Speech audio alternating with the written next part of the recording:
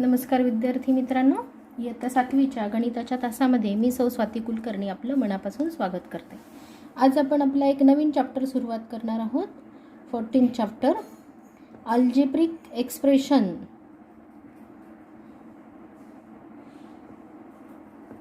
Algebraic फॉर्म्युले and expansion of square. Expansion of square. बघा आता इथं तुम्हाला आपण आधी स्क्वेअर काढणार आहोत. पहिला आपला a + b चा स्क्वेअर आणि त्यातली पहिली मेथड आपण घेणार आहोत जॉमेट्रिकल मेथड. आता बघा इथं हा एक स्क्वेअर आहे आणि त्याचे आपण काय केलेले 4 पार्ट केलेले. बघा पार्ट 1, 2, 3 अँड 4.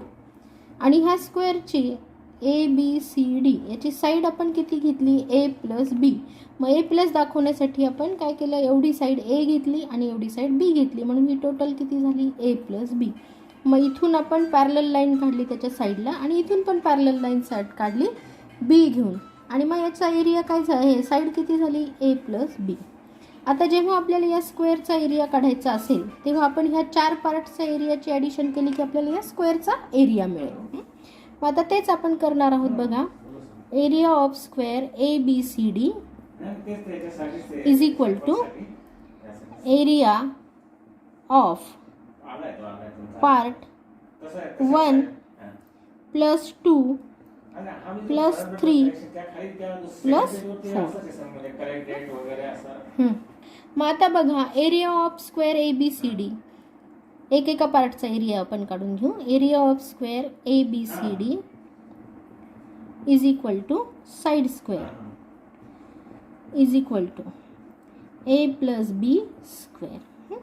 आता part 1 area of part 1 is equal to part 1 कोणता शेप आहे, स्क्वेअर शेप, म्हणून त्याचं काय येणार side square is equal to a square.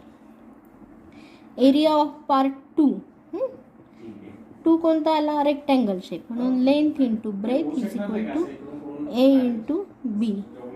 Area of part 3 is equal to परत हा रेक्टँगल शेप आहे, length into breadth is equal to a into b. आणि एरिया ऑफ पार्ट 4 हा स्क्वेअर शेप आहे बघा आणि त्याची साईड किती आहे b is equal to side square is equal to b square. मग आता बघा therefore area of square ABCD is equal to आपण इथं काय लिहिले पार्ट 1 + 2 + 3 + 4. मग आता त्याचीच व्हॅल्यू आपल्याला मांडायची a square + AB + AB + b square. आता हा ABCDचा एरिया किती आलेला आहे आपला a + b स्क्वेअर. मग इथं आपण देणार a + b square is equal to a square AB + AB हे लाईक टर्म आहेत त्याची बेरीज होणार + 2AB + b स्क्वेअर. कळालं. आता हाच फॉर्म्युला आपण बघा मल्टिप्लिकेशन करून तयार करणार आहोत. बघा इथं आपण बाय मल्टिप्लिकेशन करणार आहोत. बघा a + b square is equal to a + b into a + b. आता मल्टिप्लिकेशन आपण शिकलो ह्याच्यातल्या प्रत्येक टर्मनी ह्या ब्रॅकेटला मल्टिप्लाय करायचं. a in bracket a + b plus b in bracket a + b. मग काय झाला a into a square plus a into b AB plus a into b AB plus b into b b square. परत हे like term आले बघा. मग हे 2 like term आले a square plus 2AB plus b square. म्हणजे multiplication केलं किंवा बाय जॉमेट्रिकल मेथड जरी आपण केला तरी फॉर्म्युला काय येतो तोच येतो. मग आता फॉर्म्युला काय झाला आपल्याला हायलाईट करायचा आहे तो फॉर्म्युला.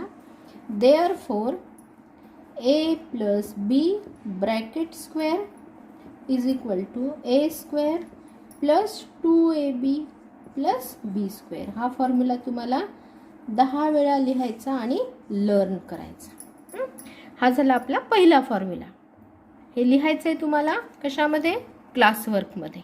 हे पूर्ण तुम्हाला क्लासवर्कमध्ये लिहायचं आहे. आता दुसरा फॉर्म्युला आपल्याला शिकायचा आहे ए मायनस बी स्क्वेअर. आता इथं फिगर बघा तुम्ही. हा पार्ट 1 जो आहे हा स्क्वेअर आहे बघा ए बी सी डी. आणि हा पार्ट 2 आहे रेक्टँगल शेप. पार्ट 3 पण रेक्टँगल शेप आहे. आणि पार्ट 4 हा काय आहे? स्क्वेअर. आता ए मायनस बी कसा झाला? हे बघा, ह्या स्क्वेअर हा जो मोठा स्क्वेअर आहे हा मोठ्या स्क्वेअरला आपण नाव दिलं समजा ए एम एन ओ. तर या मोठ्या स्क्वेअरची साईड काय आहे? ए. आणि ही आहे बी. मग हा काय होईल? ए मायनस बी. कारण हा टोटल ए आहे, त्याच्यामधून हा बी गेला की ही साईड काय होणार? A minus B. आपल्याला काढायचं आहे आता पार्ट 1चा square A minus B square. बघा, area of square A B C D दिसतंय का? थांबा एक मिनिट, खाली area of square A B C D is equal to area of square A M N O minus. आता हा मोठा square आहे, त्याच्यामधून आपल्याला काय मायनस करायचे? हे तीनही पार्ट मायनस करायचे. मग minus area of part 2 plus 3 plus 4. हे 3 पार्टचा एरिया आपल्याला काय करायचा? मायनस करायचा. आता एकेका पार्टचा एरिया आपण लिहू. Area of square A B C D is equal to, याची साईड स्क्वेअर आहे हा, म्हणून याचा फॉर्म्युला काय येणार? Side square is equal to A minus B square. त्याच्यानंतर एरिया ऑफ स्क्वेअर हा बिग स्क्वेअर जो आहे ए एम एन ओ हा पण काय आहे? स्क्वेअर आहे, म्हणून याची पण साईड काय येणार? Side square. आणि साईड किती आहे याची? ए, म्हणून एचा स्क्वेअर. आता एरिया ऑफ पार्ट 2 हा रेक्टँगल आहे, लेंथ इंटू ब्रेथ. याची ही साईड येते ए मायनस बी. मग काय येणार? B in bracket A minus B. आणि त्याचा मल्टिप्लिकेशन केला की काय येणार? ए बी मायनस बी इंटू बी काय येणार? B square. तसाच एरिया ऑफ पार्ट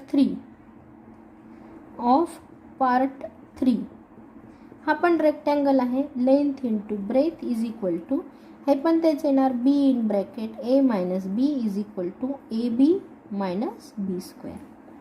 त्याच्यानंतर एरिया ऑफ पार्ट 4 हा स्क्वेअर आहे, साईड स्क्वेअर आणि साईड आहे बी, म्हणून बीचा square.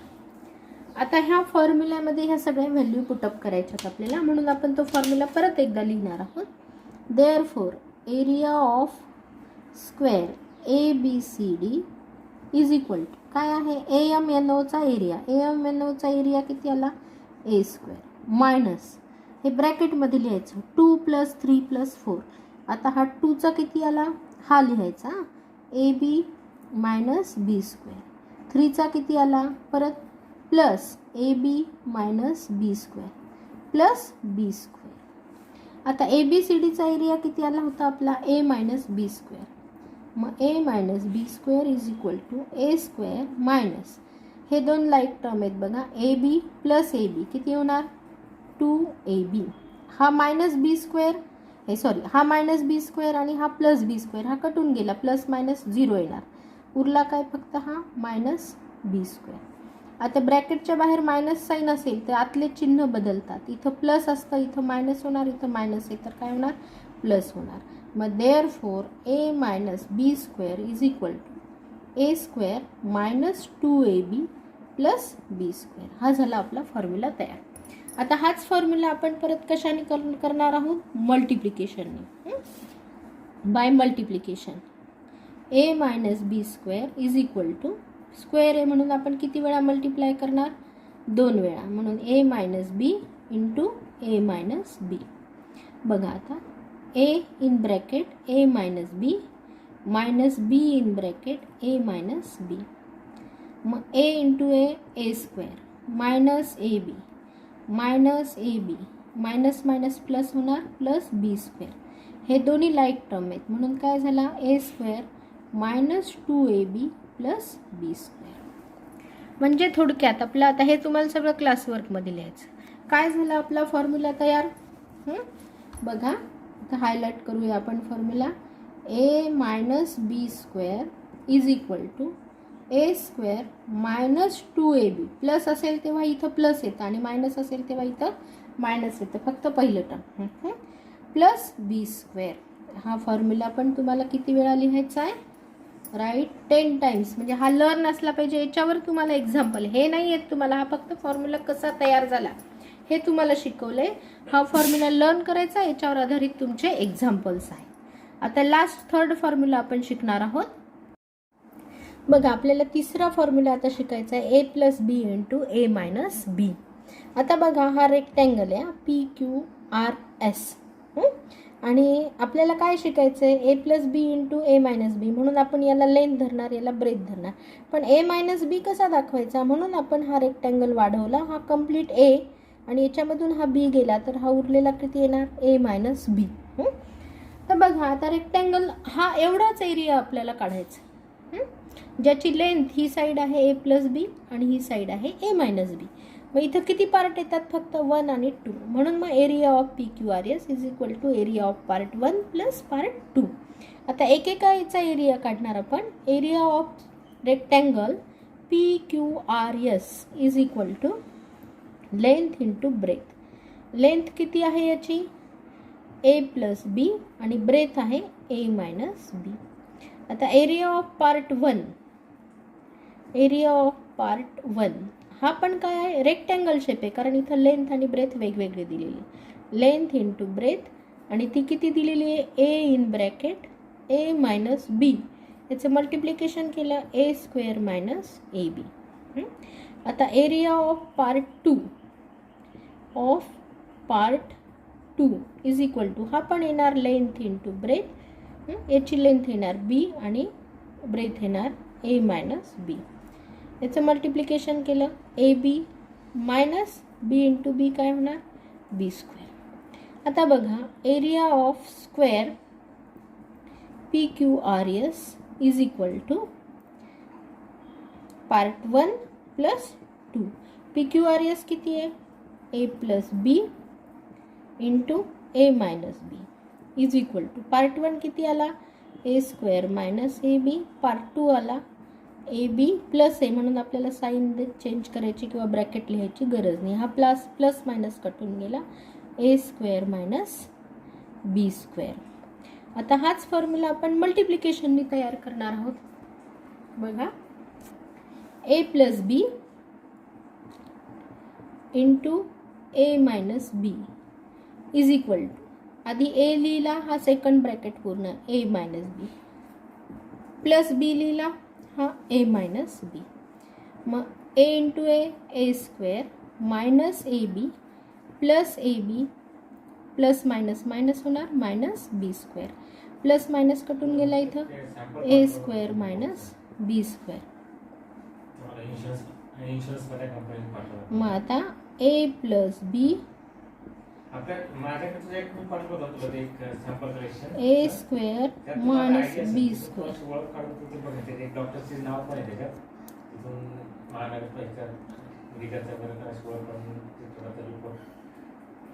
a square minus B square हा पण हायलाइट करायचा